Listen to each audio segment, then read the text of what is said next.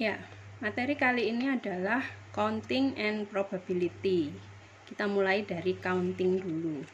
Sebelumnya, ada beberapa istilah yang perlu kita ketahui bersama, yaitu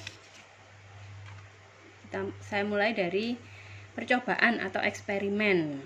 Mungkin selama ini yang dibayangkan kalau menyebut kata percobaan atau eksperimen, yang dibayangkan adalah memakai jas lab, memasuki laboratorium, berhubungan dengan botol-botol reaksi dan sebagainya. Padahal di matematika yang disebut dengan percobaan atau eksperimen itu adalah sebuah proses pengamatan untuk memperoleh data yang punya beberapa kemungkinan variasi hasil. Jadi kegiatan apapun yang tujuannya adalah memperoleh data yang kemungkinan datanya akan bermacam-macam, itu kita sebut dengan eksperimen atau percobaan. Sementara yang disebut dengan percobaan acak itu adalah suatu eksperimen yang memiliki ciri dapat diulang dan terukur.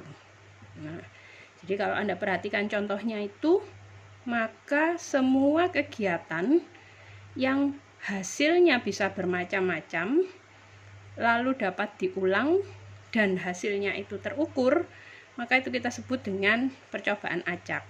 Ya, jadi contohnya melempar koin, dadu, melakukan survei, kemudian mengamati perubahan indeks harga saham gitu. Kalau sekarang mungkin Anda mengamati jumlah pertambahan jumlah pasien penderita COVID-19 dan lain sebagainya. Nah, kemudian dalam suatu percobaan tadi disebutkan yang disebut dengan percobaan itu adalah semua proses pengambilan data yang hasilnya bisa bervariasi. Nah, hasil-hasil dari suatu percobaan acak itu, setiap kemungkinan hasil itu kita sebut dengan titik sampel atau hasil atau outcome. Nah, nanti kalau titik-titik sampel itu kita kumpulkan dalam sebuah himpunan, maka himpunan itu kita sebut dengan ruang sampel. Jadi ruang sampel itu adalah himpunan dari semua titik sampel atau himpunan dari semua kemungkinan hasil dari satu percobaan. Ya. Contohnya tadi melempar dadu adalah sebuah eksperimen.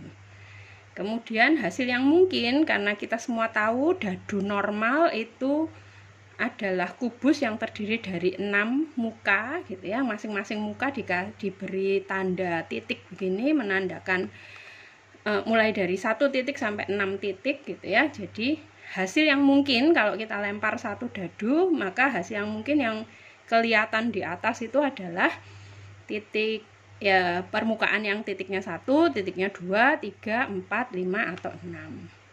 Jadi titik-titik ini yang hasil yang mungkin ini tadi kita sebut dengan titik sampel, masing-masingnya keluar mata dadu 1, mata dadu 2, 3, 4, 5, dan 6. Itu adalah titik sampelnya.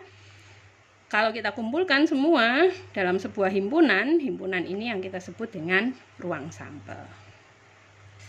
Nah, ya, contoh selanjutnya kalau saya mengambil sebuah kartu dari satu set kartu bridge, yang belum pernah main bridge mungkin perlu saya beritahu kalau kartu bridge itu ya seperti kartu yang biasa Anda pakai mainan biasa, nggak main bridge juga nggak apa-apa pakai kartu itu gitu ya. Kartu itu ada 52 gambar yang berbeda, yang kalau dikumpulkan dia ada 2 warna, ada merah sama hitam. Kemudian ada kelompoknya, ada 4 kelompok bentuk yang sama gitu ya. Nah, itu masing-masing pasti akan berbeda, jadi ada 52 kemungkinan hasil yang berbeda. Tuh, maka ruang sampelnya terdiri atas berapa titik sampel? Ruang sampelnya kalau saya mengambil satu kartu dari satu set kartu bridge, maka ruang sampelnya terdiri atas 52 titik sampel. Tuh. Kemudian, nah, ruang sampel tadi itu ada 4 macamnya. Yang 2 yang saya contohkan di depan tadi adalah ruang sampel yang terhitung dan berhingga. Di dadu ada 6. Lalu kartu ada 52 gitu ya. Sementara ada banyak hal lain yang mungkin tidak seperti itu. Jadi ada ruang sampel yang tak terhitung tapi berhingga. Jadi kalau kita ngomongin waktu gitu ya, waktu itu kan nggak bisa saya sebutin satu-satu karena ini saya bicara dari satu kali kata ke kata yang berikutnya saja itu ada range waktu di dalamnya gitu. Jadi saya nggak bisa ngomong menit pertama, menit kedua gitu, karena antara menit pertama ke menit kedua itu tidak terpotong secara diskrit kayak gitu ya. Jadi itu contohnya yang tidak terhitung, waktu untuk menyelesaikan sebuah proses gitu ya. Terus yang terhitung dan tak berhingga itu misalnya jumlah hasil produksi gitu. Jadi kok pabrik mobil gitu bisa dihitung berapa